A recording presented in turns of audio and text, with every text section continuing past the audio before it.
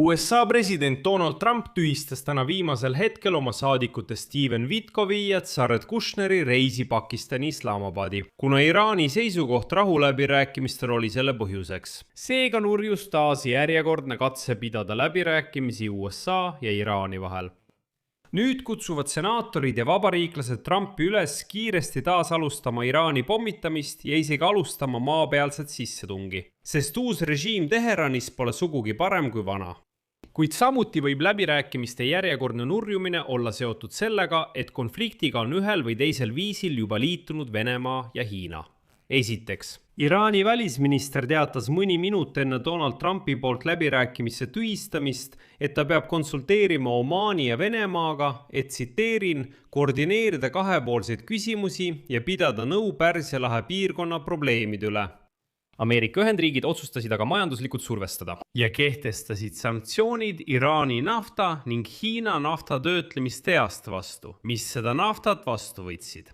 Minu nimi on Aleksei Petši, arutame seda teemat koos. Aga enne kui alustame, palun tellige kanal, pange videole like, kirjutage selle video alla oma kommentaar ja liituge minu Telegrami kanaliga Petši News.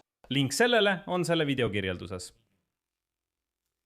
Nii et hoolimata sellest, et viimastel päevadel on taas tekkinud lootus USA ja Iraani läbirääkimistele, president Donald Trump tühistas laupäeval 25. aprillil viimasel hetkel oma saadikute Steve Witkova ja Jared Kushneri reisi Islamabadi nendeks samadeks läbirääkimisteks. Kuigi eeldati, et Trumpi saadikud kohtuvad seal Iraani välisministri Abbas Araghchiga selle visiidi raames, mille eesmärk oli ületada diplomaatiline ummikseis ja anda tõuge kokkuleppe sõlmimiseks. Kuid viimasel hetkel teatas Trump, tsiteerin, et saata neid 18-tunnisele lennule praeguses läbirääkimiste olukorras. See on liiga pikk. Me võime seda teha ka telefoni teel. Iraanlased võivad meile helistada, kui nad soovivad. Me ei kavatse lihtsalt niisama kohale sõita, et seal istuda. Küsimusele, kas see tähendab, et ta kavatseb sõda uuesti alustada, vastas Trump, tsiteerin. Ei, see ei tähenda seda. Me pole sellele veel mõelnud. Kõik trumbid on meie käes. Me ei kavatse seal istuda ja niisama tühja juttu ajada. Aga vabariiklaste seas on meeleolu veidi teissugune. Ja te ju mäletate, et varsti saab läbi see 60-päevane tähtaeg, mille jooksul USA president võib ilma kongressi loata sõda pidada.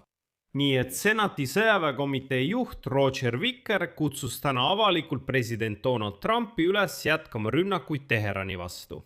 Ta ütles, et tapetud kõrgeima juhi Ali Khamenei radikaalsed järglased ei kavatse lubadusi täita ega ühtegi kokkulepet järgida. Järgneb tema tsitaat.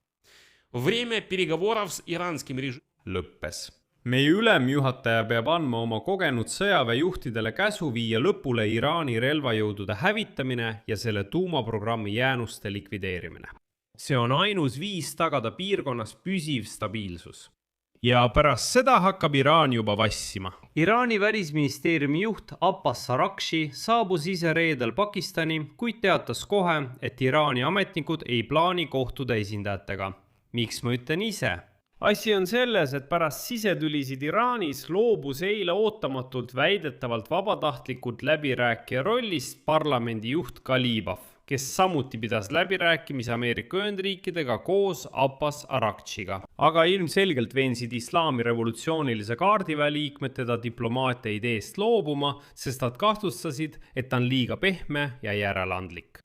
Aga asja tuum on selles, et Iraanil hakkab tekkima liitlasi ja mida aeg edasi, seda raskem on Trumpil kokkulepet saavutada.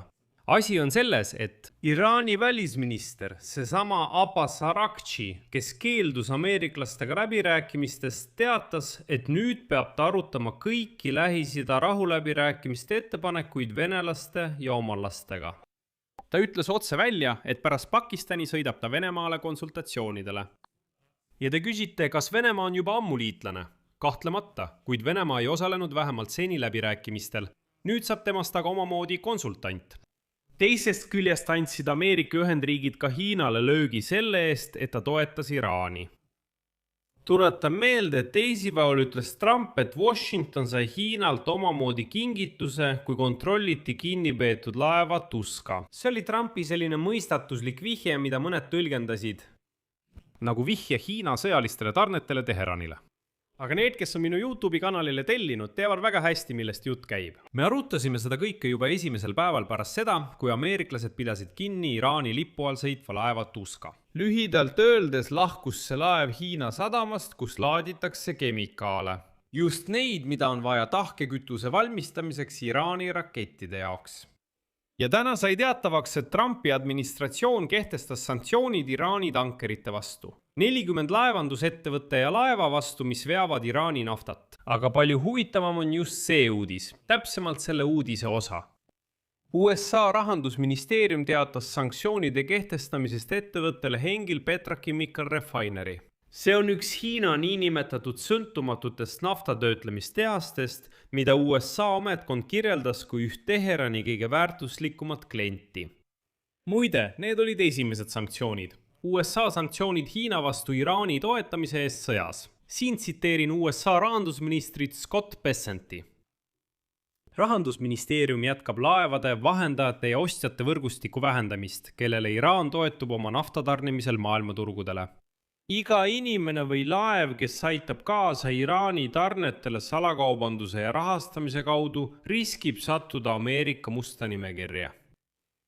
Ja üldiselt, kuigi Trump, tuletan meelde, pikendas vaherahu Iraaniga, ei ole diplomaatilised pingutusel viimastel päevadel toonud mingit edasiminekut. Ja juba sellel nädalal teatasid Ameerika ametnikud, et Iraani erinevatel poliitilistel fraktsioonidel on jäänud väga vähe aega, et jõuda kokkuleppele pakutud leppe osas.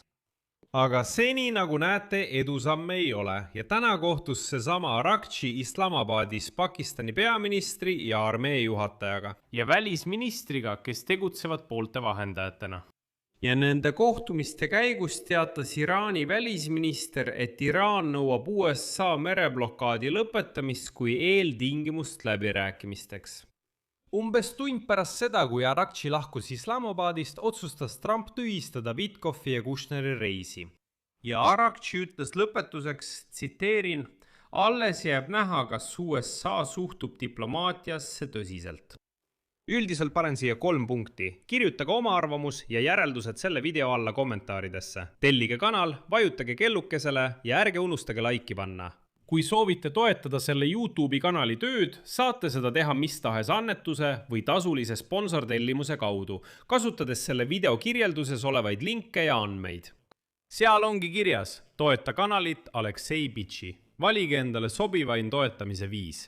Olen tänulik igasuguse toetuse eest sellele kanalile.